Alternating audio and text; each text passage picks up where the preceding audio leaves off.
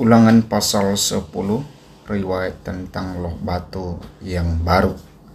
Pada waktu itu berfirmanlah Tuhan kepadaku, pahatlah 2 loh batu yang serupa dengan yang mula-mula, naiklah kepadaku ke atas gunung dan buatlah sebuah tabut dari kayu. Maka aku akan menuliskan pada loh itu firman-firman yang ada pada loh yang mula-mula yang telah kau pecahkan itu. Kemudian letakkanlah kedua loh ke dalam tabut itu. Maka aku membuat sebuah tabut dari kayu penaga dan memahat 2 loh batu yang serupa dengan yang mula-mula. Kemudian aku mendaki gunung dengan kedua loh itu di tanganku. Dan pada loh itu ia menuliskan sama dengan tulisan yang mula-mula ke-10 firman yang telah diucapkan Tuhan kepadamu di atas gunung dari tengah-tengah api pada hari kamu berkumpul. Sesudah itu Tuhan memberikannya kepada aku. Lalu aku turun kembali dari atas gunung dan aku meletakkan loh itu ke dalam tabut yang telah kubuat, dan disitulah tempatnya seperti yang diperintahkan Tuhan kepada aku.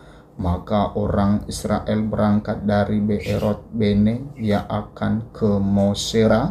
Di sanalah Harun mati dan dikuburkan. Lalu Eleazar anaknya menjadi imam menggantikan dia. Dari sana mereka berangkat ke Gudkot, dan dari Gudkot ke Yotbata, suatu daerah yang banyak sungainya. Pada waktu itu Tuhan menunjuk suku Lewi untuk mengangkut tabut perjanjian Tuhan, untuk bertugas melayani Tuhan dan untuk memberi berkat demi namanya sampai sekarang. Sebab itu suku Lewi tidak mempunyai bagian milik pusaka bersama-sama dengan saudara-saudaranya. Tuhanlah milik pusakanya seperti yang difirmankan kepadanya oleh Tuhan Allahmu. Maka aku ini berdiri di atas gunung seperti yang pertama kali 40 hari 40 malam lamanya. Dan sekali ini pun Tuhan mendengarkan aku. Tuhan tidak mau memusnahkan engkau. Lalu berfirmanlah Tuhan kepadaku, bersiaplah, pergilah berjalan di depan bangsa itu, supaya mereka memasuki dan menduduki negeri yang kujanjikan dengan sumpah kepada nenek moyang mereka untuk memberikannya kepada mereka. Orang Israel diperingatkan supaya taat dan bersyukur.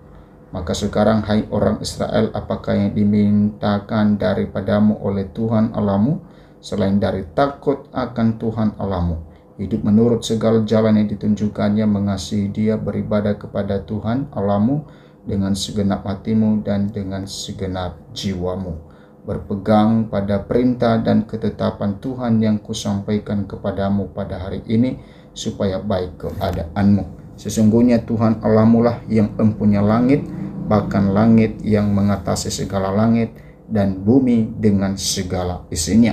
Tetapi hanya oleh nenek moyangmu lah hati Tuhan terpikat, sehingga ia mengasihi mereka dan keturunan mereka lah, yakni kamu yang dipilihnya dari segala bangsa seperti sekarang ini.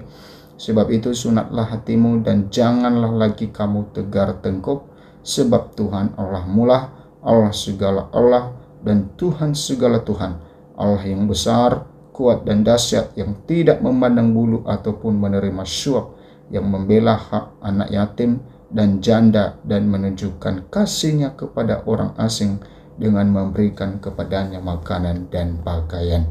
Sebab itu haruslah kamu menunjukkan kasih-Mu kepada orang asing, sebab kamu pun dahulu adalah orang asing di tanah Mesir. Engkau harus takut akan Tuhan Allahmu, kepadanya haruslah engkau beribadah dan berpaut, dan demi namanya haruslah engkau bersumpah.